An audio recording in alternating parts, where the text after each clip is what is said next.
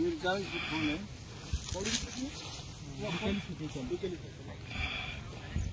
आणि पैसे मिळाले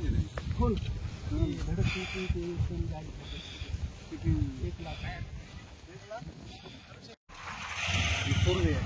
यांनी काय जागा अफोर्ड करून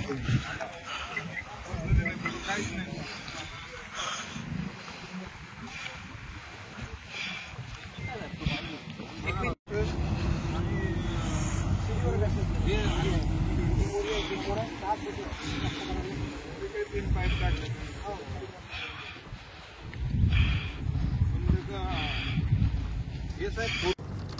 आम्ही सर्व या रोजगार हमीतील कमिटीचे प्रमुख सदस्य विधिमंडळाच्या अध्यक्ष यांच्या परवानगीनं या जिल्ह्यामध्ये या योजनेच्या अंतर्गत असलेल्या कामांचा पाहणी दौरा आणि नागरिकांच्या समस्या असतील तर त्या जाणून घेण्याकरता आज सकाळी मान्य जिल्हाधिकारी त्याचबरोबर जिल्हा परिषद CO संबंधित सर्व अधिकाऱ्यांच्या उपस्थितीमध्ये सकाळी 9 वाजता बैठकीचा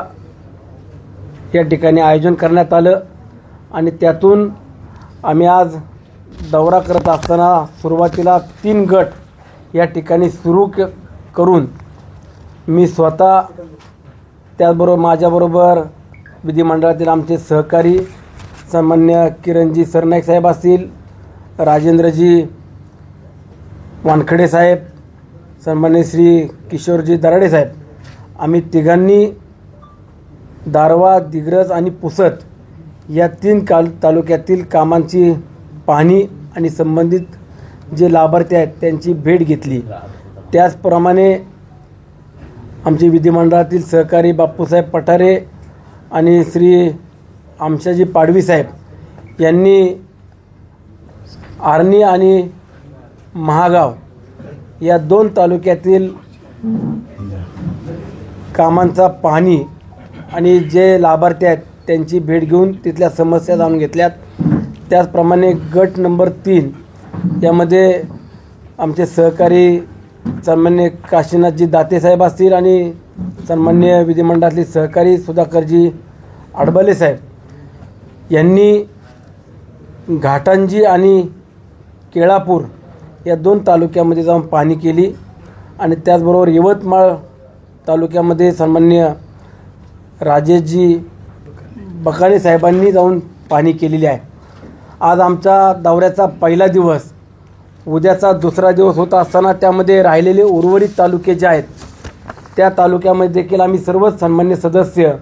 विभाग वाईज किंवा आम्ही गट तयार करून त्या भागामध्ये जाऊन कामांची पाहणी करणार आहोत. त्यामध्ये राहिलेले तालुके जे आहेत ते बाबुळगाव असेल, कळंब,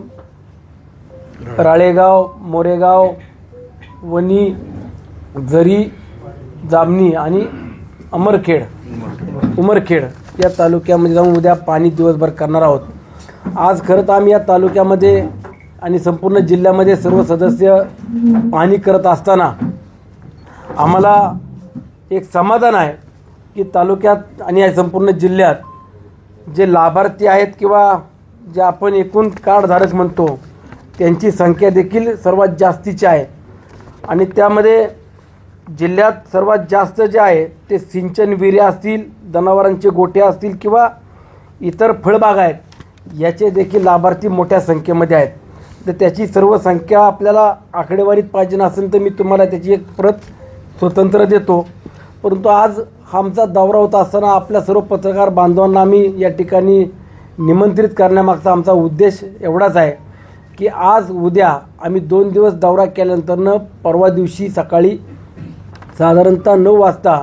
मान्य जिल्हाधिकारी यांच्या दालनामध्ये संबंधित सर्व विभागाच्या अधिकारी आणि सर्व सदस्य एकत्रितपणानं बैठकीचं आयोजन केलं आहे. त्यामध्ये संपूर्ण कामाची रूपरेषा किंवा जो काही आपल्याला विभाग वाईज निधीची तरतूद करण्यात आलेली आहे त्या निधीची माहिती, कामाची माहिती आणि ज्या काही आपल्याकडं तक्रारी प्राप्त झाल्या आहेत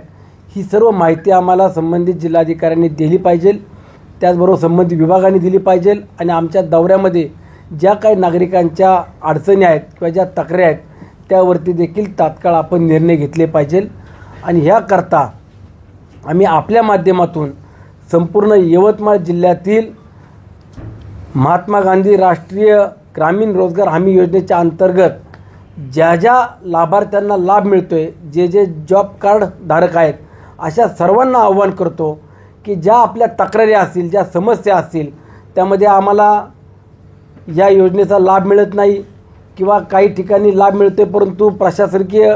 काही अडचणी निर्माण होत असतील किंवा आम्हाला ज्या काही तुम्हाला समस्या मांडायच्या असतील तर त्या मांडण्याचा आम्ही आपल्या माध्यमातून यवतमाळ जिल्ह्यातील नागरिकांना आव्हान करतो की आपण जरूर आमच्या 2